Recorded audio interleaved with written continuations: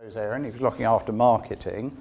And I enjoyed the experience so much that he became my global marketing, I mustn't use the word VP, but that's, I think, what he was, for all of the areas when I was running the global business in Fujitsu outside of Japan. So I trusted him a lot with all of this stuff. And he understands just how difficult it is, I think, to be a CMO and keep up with the technology, particularly the experiences he had in Fujitsu. After this, you're going to have to explain exactly what you did, but it's much more to do with digital transformation. They moved you out of the sort of the theory into the practice is the way I looked at it. So Conway, come and talk about it.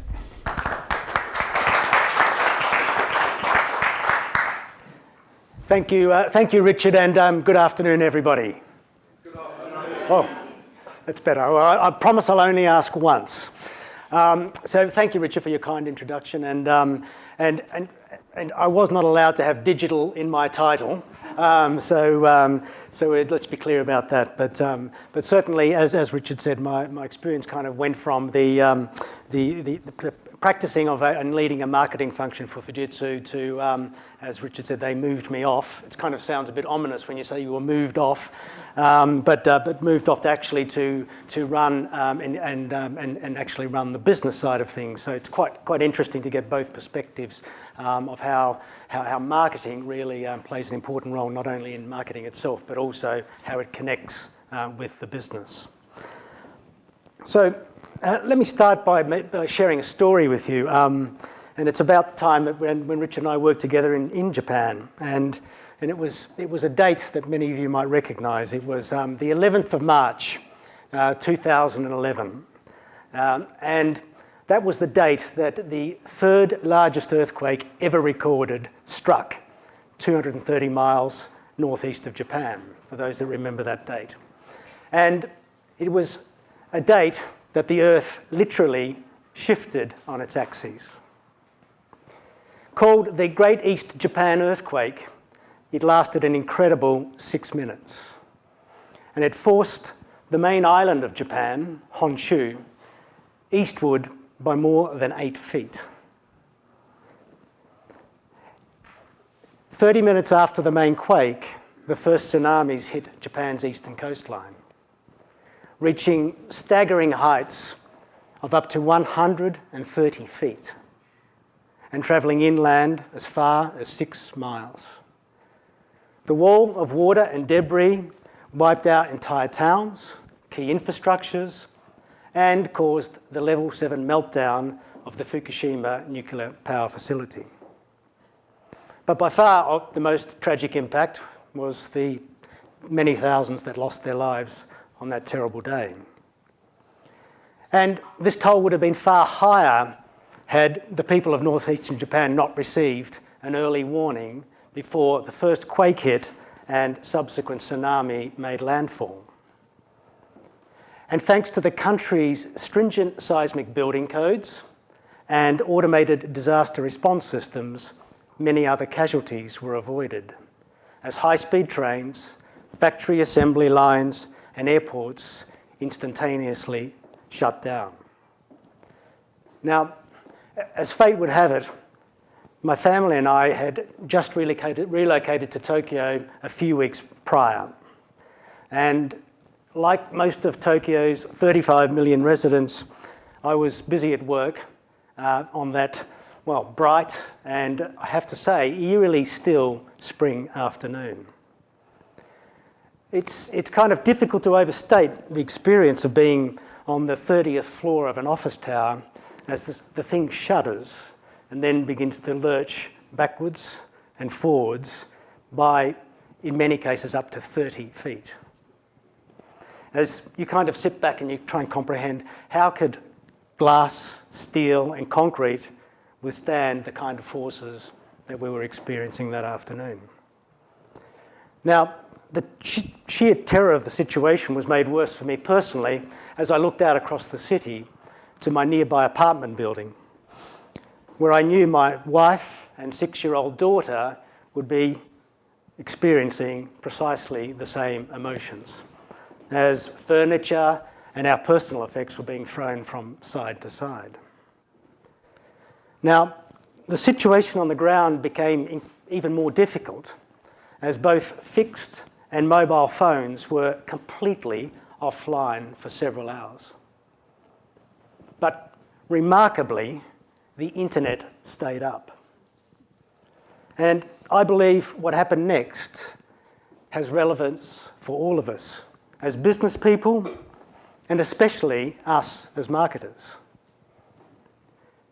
Born out of absolute necessity, I saw people embrace and exploit the internet like never before. Information gathering, collaborating, and innovating in real time to respond to the unfolding catastrophe. Given little choice, necessity had become the master of invention. And what people achieved by bringing together technology and sheer human ingenuity was nothing short of miraculous. Now, that afternoon has long stayed with me, actually, as a metaphorical shifting of my own axes. And it's had a profound impact on my perspectives in both everyday life, but also in business. We now face a different kind of tsunami, the kind of tsunami that Duncan referred to earlier today. And in responding to these challenges, I think we can all reflect a bit on how people responded to the Great East Japan earthquake. They were open-minded and hugely collaborative. They shared insights and information and collected data from multiple sources to inform their decisions. They formed teams of people from many different organisations to form solutions. But above all, they acted with enormous speed. And I believe we need to find ways of making that extraordinary response part of our ordinary behaviour. And why do I say that? Because today it is clear we operate in a two-speed context. We have consumer speed, where customers are changing their behaviours and their habits at lightning pace. And then there's corporate speed, which operates on traditional monthly, quarterly, or even annual budgeting cycles. And because of this, many companies are falling further and further behind their customers. At Fujitsu, we've been working with clients all over the world who recognise the need for corporate speed to match consumer speed. However, there are still a significant number of businesses who are struggling to adopt to this kind of radical agility. And why do I say radical agility? Because the disruption we're facing today is revolutionising the very nature of the businesses that our clients believe they are in. For example, Duncan mentioned, you may have thought you were in the business of assembling motor vehicles, but actually you're in the business of mobility. Customers don't necessarily want to own a car. What they want to do is get from point A to point B. Duncan earlier called this a shift away from traditional markets to digital arenas. And the first step in reinventing your business model is to fundamentally understand how your core activities are changing. This is because the disruption we are seeing does more than simply empower customers. It's actually creating brand new customer segments. Segments we've never been able to conceive of or reach before. This understanding of the core market and the change in the core market is essential to the task of what we call self-disruption. And in Fujitsu, we believe this is something that marketers must learn to lead in their own organisations. In a world changing this fast, the biggest risk is standing still. However, even in this period of, forgive me, Richard, even in this period of digital transformation, the basic marketing concept hasn't changed. And that is to understand our customers' needs and then quickly respond at a profit. This means holding on to the customers we have with new products and services and finding new customers and generating new sources of revenue. And to make it even more challenging, we need to do all of this in the face of disruptive forces unlike anything we have seen before. New competitors, new offers, and whole new ways of thinking. We recently commissioned a global survey of business leaders to try and understand how companies were coping with this disruption. Our digital transformation survey, mentioned earlier today, canvassed the views of more than 1,600 business leaders, including many CMOs, from around the world. Now, one of the things that this survey found was that marketing is seen and expected to be the leading functional area in digital transformation. Marketing is expected to be the leading functional area of digital transformation. Now, Richard introduced me as a marketer, and in some respects, I still feel like a marketer at heart. And I know that to achieve this type of transformation requires us as marketers to be a far more influential strategist, as well as analyst, and of course, a technologist. So in this context, I believe marketing has two roles. First, and the most important, is as a leader of organisational change. And I think the term earlier was the navigator for the organisation. Now, this requires us to use the power of insights from data, develop a wider knowledge of technology, and create the strategies that will drive growth based on a deeper understanding of our customers' needs. The second is to change our own marketing functions. And I think Kieran's last slide today of the 4 key change areas perfectly illustrated the point of change and internal change within a marketing organisation. In order to be able to leverage this new technology and the tools at our disposal, we must understand those aspects, without which it will simply be impossible to achieve the first role. If we as marketers are not more proactive in helping do this, if we do not assume a more strategic role in our organisations, we do carry the risk of being relegated to a tactical advertising and communication function. Now, on the other hand, I believe that marketing is positioned at the very epicentre of digital transformation. The power of connected services, we talked about it today, IoT, cloud, artificial intelligence, cybersecurity, are changing marketing forever. And this is not a trend that we can sit out or play wait and see, because those that develop and exploit these tools the fastest for their businesses will gain the major advantages. Now, the digital landscape is actually very uneven. Change is taking place at different speeds across different industry sectors, and different industry sectors are impacted in different ways. For instance, the retail sector is focused on becoming more competitive in the face of online growth. The automotive sector is being disrupted on several dimensions, from product features with electric and self-driving cars to the way consumers are actually using cars through the development of more vehicle sharing business models. And we heard the example today, I hadn't heard of it myself, blah cars being one example. In financial services, new payment technologies and business models are driving a brand new digital agenda. We can see this happening in the case of the open banking platforms and disruptive technologies like blockchain and digital currencies. As part of our digital transformation survey, we were particularly interested to find out what was motivating the business leaders. And indeed, if one size does not fit all, were there any common insights or principles that we could identify? And simply the answer was, yes, we could.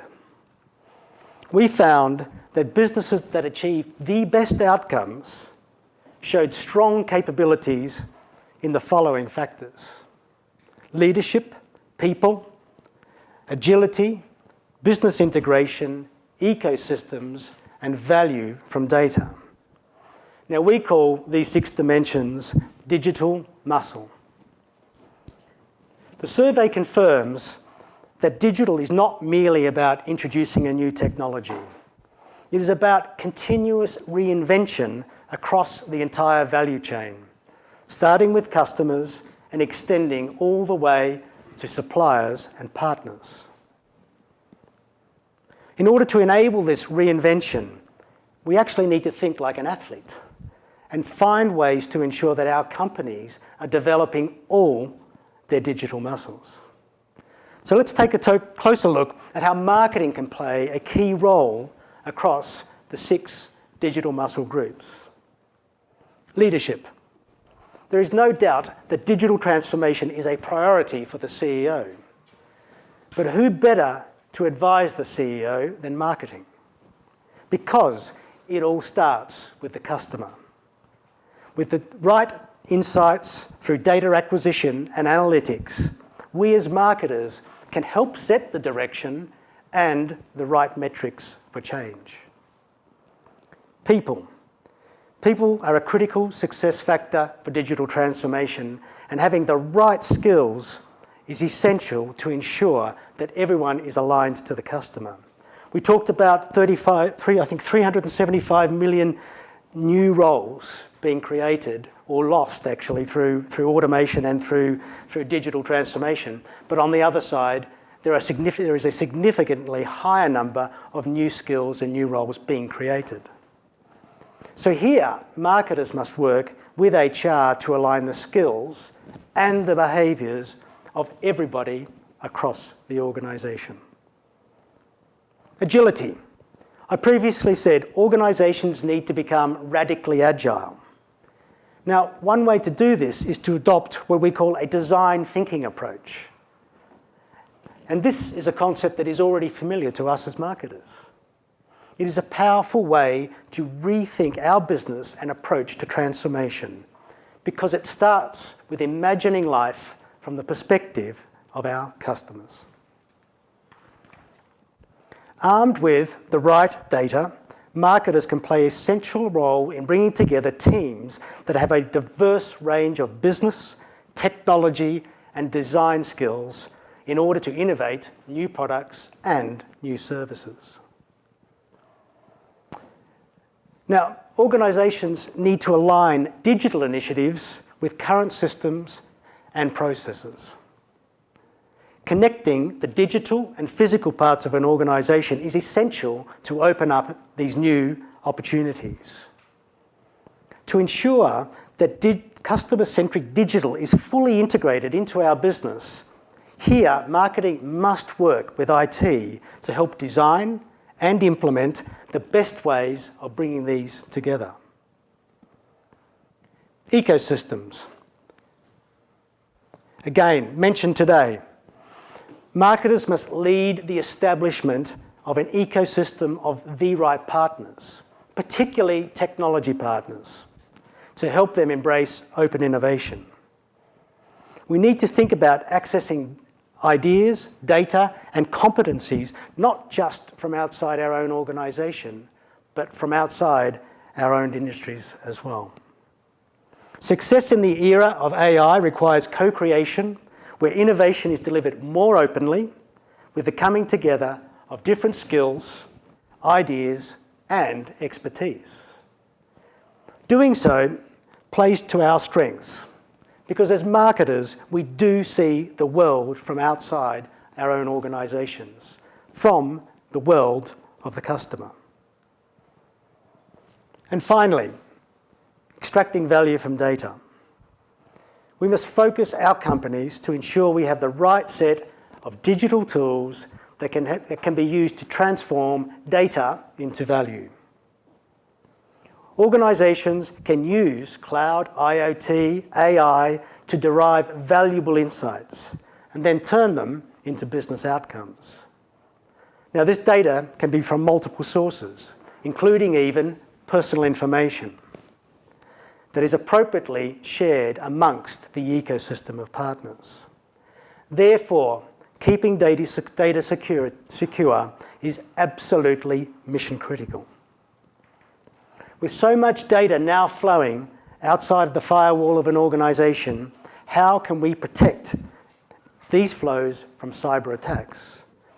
How can we make sure the data is correct and usable without infringing on people's rights to privacy?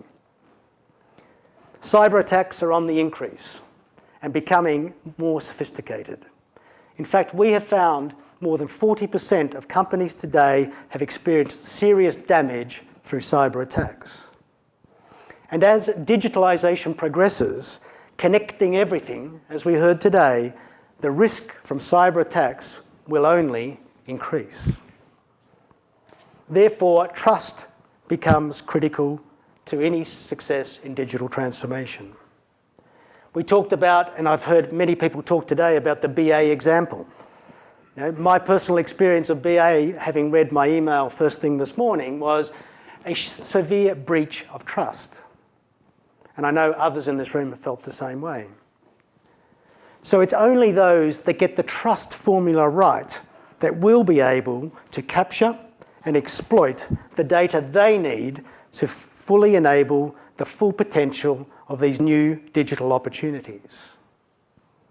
Marketers understand, above all, the value of trust and reputation, brands and relationships. Who better to ensure that trust is central to digital transformation? However, even when insights are identified from data, we then need to decide what to do with them. To monetize the insights may require a new business model, and this will require business skills as well as an entrepreneurial mindset. The whole process, from the collection and curation of data to the delivery of new business models, is a continuous cycle of learning.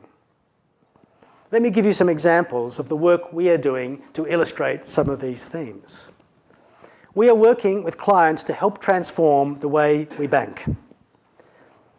A banking industry study we conducted earlier this year found that consumers are already well on their way to adopting new banking behaviours, which threaten to shake up the financial structures that have held steady for so long. People are doing less of their banking in person. In fact, our survey projected a 58% drop in the frequency with which customers will visit a bricks and mortar retail bank branch. Now, this presents a particular problem for banks faced with the challenge of customer retention, a key strategic priority for all retail banks. So in Spain, we've teamed up with Caixa Bank to try and address this challenge. As well as being a bank, Caixa also provides the country's largest ATM network, dispensing more than 32 billion euros across 560 million transactions every single year. ATMs have long served in the past as a key interface between the bank and its customer. But of course, they're a prime example of the physical infrastructure that is being squeezed out by digital services. So Caixa decided to introduce a project, a radical co-creation project, and invited 1,000 of its customers to participate in an innovation project to design the ATM of the future. The result of this was a brand new teller machine based on Fujitsu technology, which incorporates a contactless reader that allows people to withdraw cash without a card by using their smartphone or other wearable device. In addition, new services can be made available at the ATM, such as bill payments or insurance and loan applications. So this is a great example of a business offering existing customers new services, but also attracting new customers through innovative ideas. We're also working with clients across the globe to transform the way we travel. For instance, all rail operators want to get more trains on tracks. A greater capacity means they can carry more passengers more frequently and provide a better passenger experience. Few companies understand this better than Transport for London, or TfL, the busiest transport system in the UK. Now, TfL needed reliable Wi-Fi across their underground network, which Fujitsu were able to provide through more than 15,000 managed Wi-Fi points. As a result of this, passengers will be able to experience significantly improved customer service by having a seamless Wi-Fi coverage throughout their entire journey.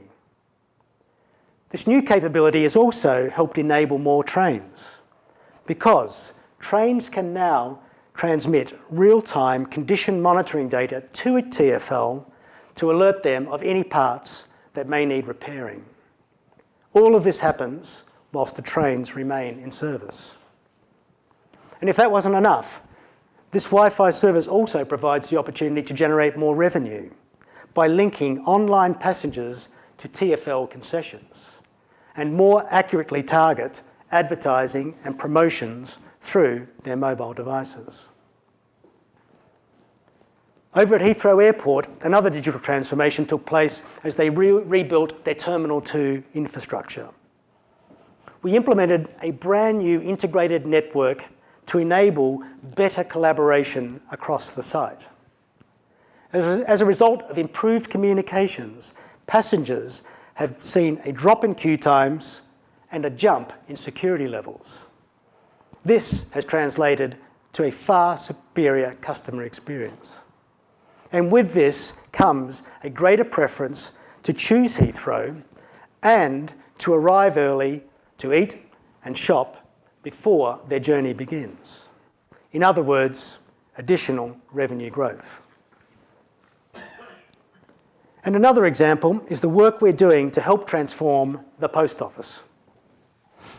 This digital transformation program not only helps the post office provide new services to their existing 17 million customers, but also find new customers and new sources of revenue. This is a vision based on a partnership between IT and marketing. Now, those of you that have visited a post office recently will know that queue times can often be a challenge, and many processes are still very manual. These new digital systems will vastly improve these areas. At the same time, the post office is looking to exploit the boom in online services and find ways to generate additional revenue by extending its franchise to third parties. For example, we are working with Post Office to provide services such as pickup and delivery through new non-post office locations by the development of new interfaces and automated systems. This means new customers, new channels, and new revenue. All of this is not possible through IT alone. These services are designed in combination with the business and marketing functions alongside Fujitsu as their digital development partner, working together to make the post office become more radically agile. Now, Fujitsu, as the gold partner to the International Olympic Committee, or simply the IOC, is helping to transform the Tokyo Olympic Games in 2020. The IOC is already looking to innovate the Games by introducing new disciplines such as karate, surfing, and even skateboarding. But I'm particularly excited about the work we're doing with them to help innovate in ways that will significantly improve the experience for spectators, as well as generate increased revenues. To do this, we're working across several areas. The first is in the area of sports sensing and artificial intelligence. Using sophisticated 3D motion tracking and high-speed analytics, we're now able to help athletes analyse and improve their training programs and their performance in the lead-up to the games. In addition, this technology will assist judges in their scoring decisions at the events. And finally, it will provide more immersive entertainment possibilities for spectators by using video playback of the 3D motion sensing videos. We're also working with other organisations to improve services to spectators, building an ecosystem with other industries which will help to expand the sales of tickets and other goods. Here, we'll be using connected services to improve the efficiency and the operation of the venues. We'll be looking to enhance the spectator experience by providing additional electronic and technical entertainment capability at each venue. And finally, creating new channels for live viewing from any location through the inclusion of more intelligent audio-visual solutions such as virtual reality, new smartphone apps, and live streaming. All of this will increase audience capacity and participation, which will in turn drive increased revenue. Tokyo 2020 promises to be the most accessible and immersive games ever, thanks in part to these new digital innovations. At Fujitsu, we do not believe marketing is simply a communication and advertising function.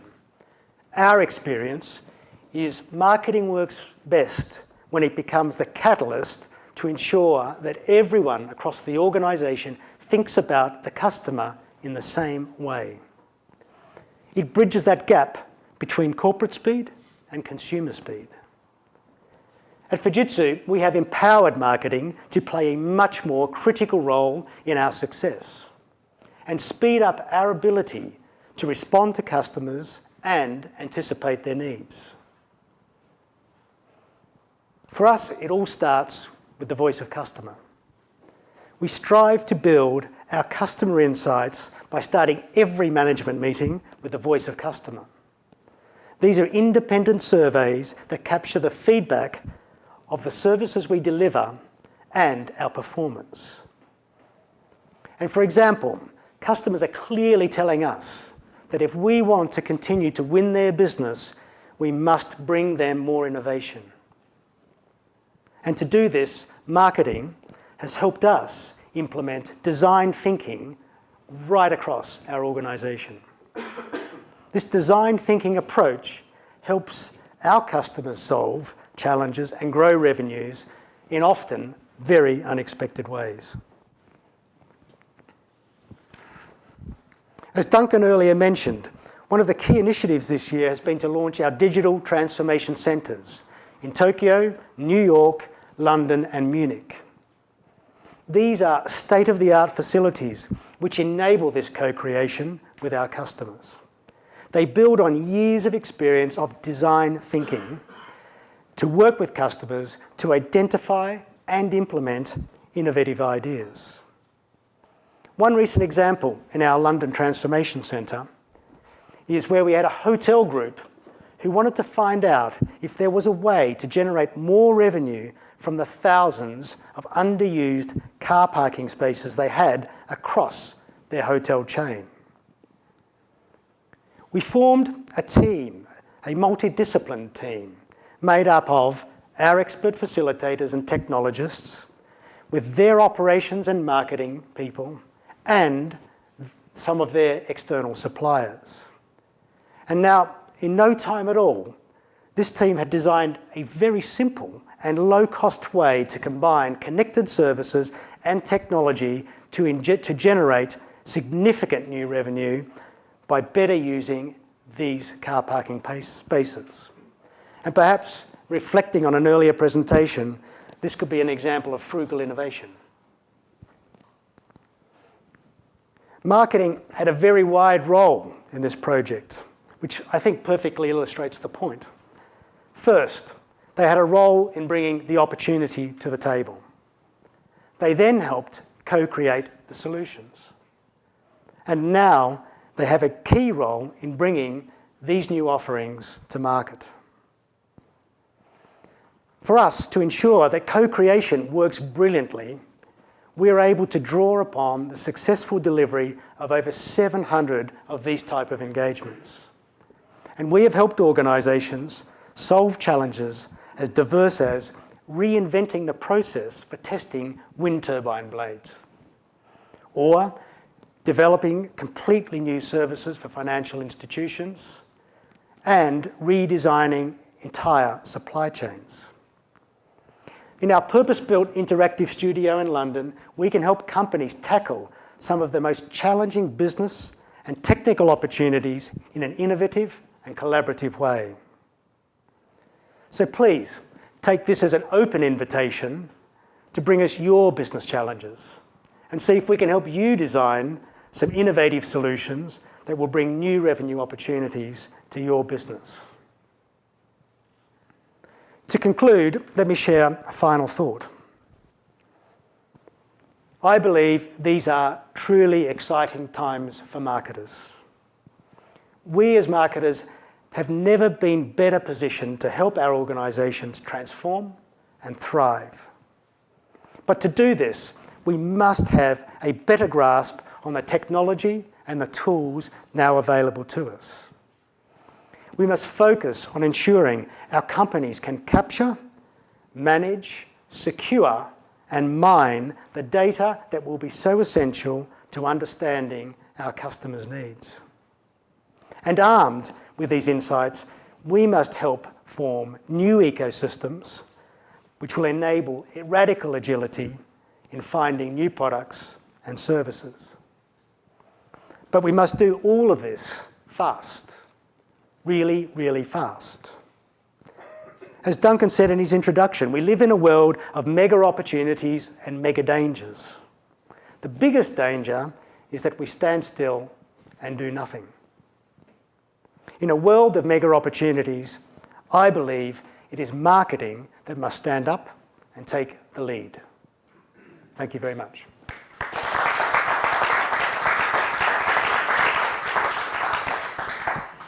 Thanks very much, Conway. Do we have any questions? We've got a little time. I think we're actually done quite well with our time at the moment, or anything Rich, else? can I make a suggestion? If, yes, just in case there's some tough questions coming my way, I think I'd like to invite a real marketing person to the stage to take anything tough off my hands. So could we just bring up Ian Hunter? And Ian Hunter actually runs marketing for Fujitsu in EMEA. So Ian, please join us up here for the tough question. Thank you for that one, Conway. Yeah, you're always welcome. Right. Oh, there are. Oh, here we go. Two in the front. Here we go. Right. Have we got where are the mics? One's here. Here, Richard. One's here. All right. There are. Roger Hood.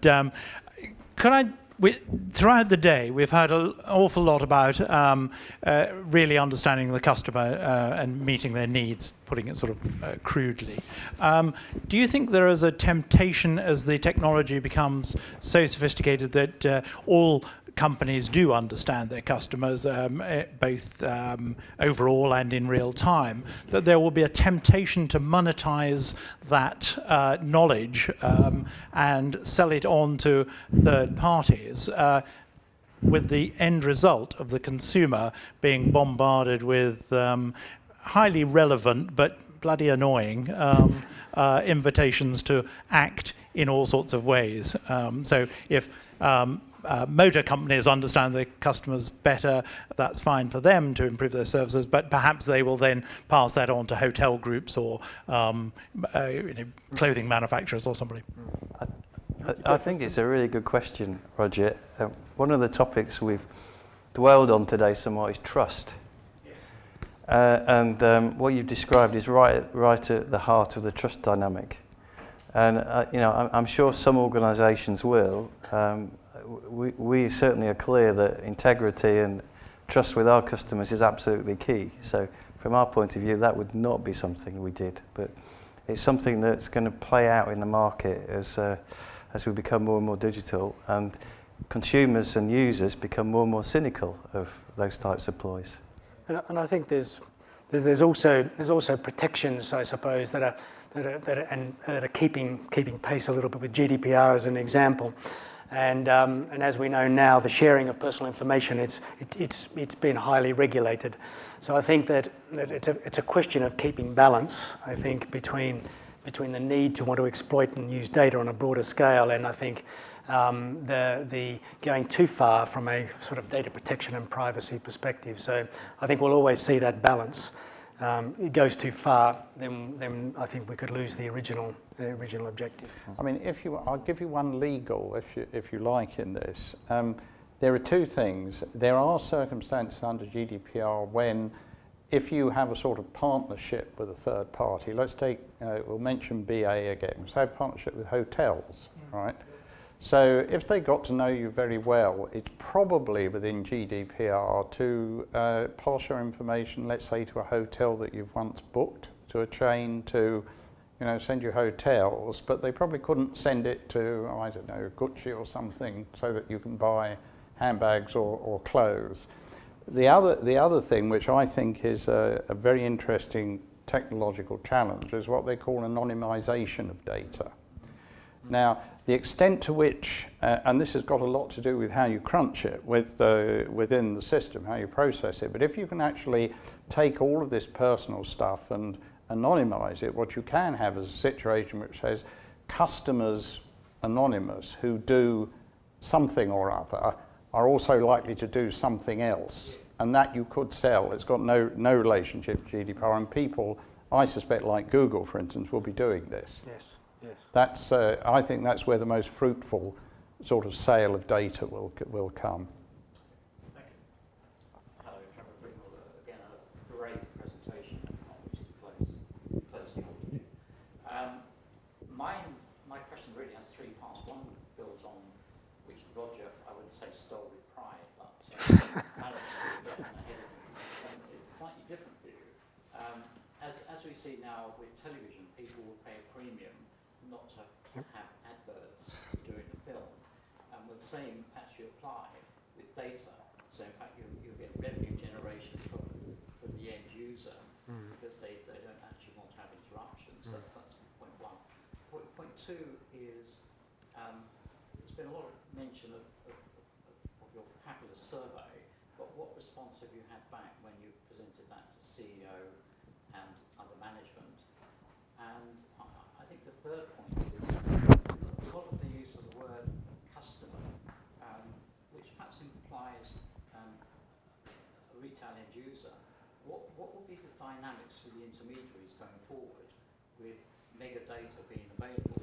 Will intermediaries still exist, and what is their role from a marketing standpoint? Let me try and I'll take the first one. I'll leave the second one to you. Okay. I think the use of data is not just about creating advertising, to use it to create an advertising program. I think when with the examples we talked about here, I think the primary objective is actually to create new services and new revenue streams. So being able to give existing customers additional services or provide new services to new customers. And I think that we need to think about the use of data from a broader context than just pure advertising. So, and I think that for us and the engagements we're having in our digital transformation centres are really more about using data to either enhance or grow revenue streams, not per se driving an advertising campaign. I think that's kind of the way I would see the data. And the use of data from an advertising point of view. Yeah, I mean, we're specifically talking to a few companies about web engine optimization based on their data. But this is, most of the discussions I'm seeing are based on not purchase data, but data that organisations have acquired over time.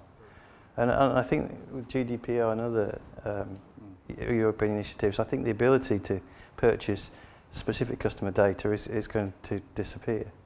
I think it is going to be made quite difficult for us. But what we've learned earlier is that every organisation has enormous quantities of data they're not mining at this time, and the challenge for marketers actually is to figure out how to mine that data, whether it's legacy or real time, and that's the thing that we're having conversations on.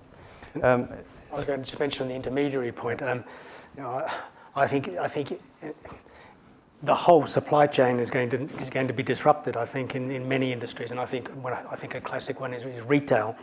And you think about if you think about one of our customers, H&M in Stockholm, one of our big customers. There is a significant threat here from Alibaba and other onliners to be able to come in and completely disrupt what they're doing.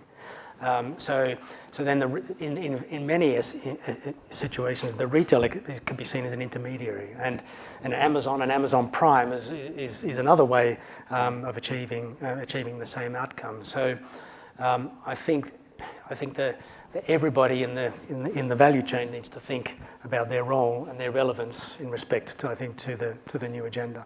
So on to the second part of your question. Well, so I can answer this as a marketer to a marketing audience, and one of the things you're continually seeking to do is to have new insight and new ideas that you can talk to the audience about, and be able to talk about that on a platform or on meetings or on a stage. So we use this survey to actually, number one, give us insight, but as importantly, to talk to the market about what we've learned, and to give us to accelerate our own position and give us opportunities to talk to the press and media and analysts and customers. Now, it wasn't the only piece of research we published at an event last year called Fujitsu Forum, which we had in Germany, but over the course of 2 days, we had something like 25 million page impressions based on the IP and ideas we're putting into the market, of which that was one of the central pillars. So speaking as a marketer, it was incredibly useful and beneficial. It's one of the techniques that I commend to everybody here as a way of getting attention. And just to add, I think, in my role, I talk to customers all the time, and we're a B2B, so we have a relatively small number of set of customers, so we're constantly calibrating with our customers, and I think what was in the survey, I think, is resonated pretty strongly with the feedback we're getting from our clients. So we think it's relevant, and we think it is representative of what is top of mind on a broader scale. And then just to your final point, it doesn't quite answer it, but it makes the point about how a company's using data. We've talked to a number of our customers about how do they link up all the different pieces of data across the organisation and then feed it to an agent. Now, if you're in a bank, and historically the agent could only look at current account data, but now the agent can look at interaction on the website, maybe some previous inquiries for loans. You can imagine the wealth of additional conversations that can be delivered and the quality of customer experience that can be delivered. So I think smart marketers are going to be thinking about how do you take all this data and deliver a better customer experience, either face-to-face or through the web or digitally. And that's where the engagement's going to come. Okay, we've got one more question over there. Clearly from kind of all the presentations today, data is king. It's going to be the most important thing for us to kind of reach new customers and clients. And there kind of seems to be a bit of impression that there is almost a universal truth on data, but actually data is often really fundamentally flawed and often riddled with humanities, stereotypes and unconscious bias, and doesn't count people around the world, particularly women, disabled people, LGBT people are kind of left out of a lot of data models.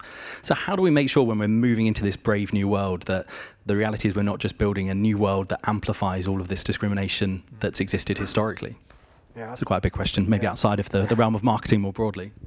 I think if we looked at the kind of the cycle that I put up there earlier in the chart, we had a step called curation, and I think in the curation we need to, for that process to work effectively, we need to remove these biases.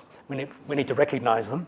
I think if we can recognise them, we can remove them, because I 100% agree that the data is naturally biased, because there are natural biases within or across our entire environment. So I think the curation requires that to be removed for it to reach the wider audience. And I think that we need to think, I guess, when we talk about thinking in the minds of our customer, we need to define what we mean by our customer, and we need to think about our customer from the absolute broadest context. And I think one of the things we're doing, I personally have taken an initiative in chairing our Diversity and Inclusion Council for EMEA, because we need to be representative of our customers as well. And if we're not representative and don't have the diverse viewpoints coming into the way we think, we've got no chance of kind of understanding it from the customer side as well. So I think it's a part of our internal change and a recognition of defining our customer from the broadest context. And by the way, so much bias is unconscious. I think I'd make... Can I just make... Sorry, go on, you make a point and then I'll finish off. So I would agree with you about data. I mean, we've just brought together data from across Europe so we can get one common view. And I can assure everybody here, when you're dealing with millions of records, you're deduplicating, standardising, looking at data quality, it is a nightmare. It is a nightmare, and you know, it takes an inordinate amount of work, and you know, that's a core skill of a marketer in the 21st century. So I would agree. And the second thing is that as marketers, you know, you need to be thinking about being the force of good in the organisation, because as consumers and buyers become increasingly cynical of corporations, part of your role is to hold the line and get the corporation to think about what's appropriate. So really good question, thank you. I think I'll just make two points on this. One is, remember what Shasha talked about, unstructured data. I'd absolutely agree with you that the structured data is probably biased, but I suspect that the unstructured data is not nearly so biased if only you could get at it. And one final point, it's the thing I grew up with the thing about the digital divide, and it was all about you couldn't have a PC on your desk. Well, nobody needs a PC on their desk actually, because they use their smartphone. And I think a lot of these disadvantaged people that you talked about, that we thought, say 10, 15 years ago would exist, are actually quite happy accessing a lot of this stuff on smartphones, but that's where it goes into unstructured data. So you come back to the situation, I think if you really wanted to crack this, it's much more to do with finding a way to mine unstructured data, which we're not, you know, you do need a quantum computer for that. Absolutely. I think that will make a difference. Okay, anybody else got anything to say? I see one more, come on, yes. I need to, that's right, I'll do it. Oh, can you manage? Okay, there we are. Thank you very much. So if we're thinking about cutting edge technology, I think some companies seeking that out could be likened to dogs chasing motorbikes, in that they wouldn't know what to do with it if they got hold of it. Does Fujitsu look at any basic qualifying criteria for maturity of organizations on culture or basic operating model, or whether its product offer is suitable for markets before selling it this fabulous cutting edge technology, or will you take anybody's money if they're daft enough to give it to you? Which answer should we give here? It comes from is it Yorkshire you come from? I mean, I think that's quite a difficult question, in that at one end we're involved right at the leading edge of implementing technology with our customers, and in fact, you know, in a number of instances we're creating completely new solutions that haven't been invented before. So you know, if you look at the example of the medical example in Spain, that the San Carlos Hospital we talked about, you know, that was using, you know, cutting edge Fujitsu technology that using AI. So at the early stage of a market, we will either develop or, you know, partner with real innovators. As markets mature, you know, one of our key propositions right now is around hybrid cloud technologies. We're working with, you know, all the market leaders to ensure our customers have choice, but confidence that they're making a good long-term solution. So I don't think there's a simple I don't think there's a simple solution on this. And every or customer's answer. in a different place. I mean, I think you need to make a judgment, I suppose, of what can be achieved in a particular environment based on, as you say, maturity, quality, and I think it really does come down to a case by case. But I think almost in every instance, there's always something that can be done that's practical, that's implementable, that will deliver value. But it will be different sectors, different customers, I think. And we're not mercenaries about taking everyone's money. We do try and give value back in return. So. Thank you very much, the two of you.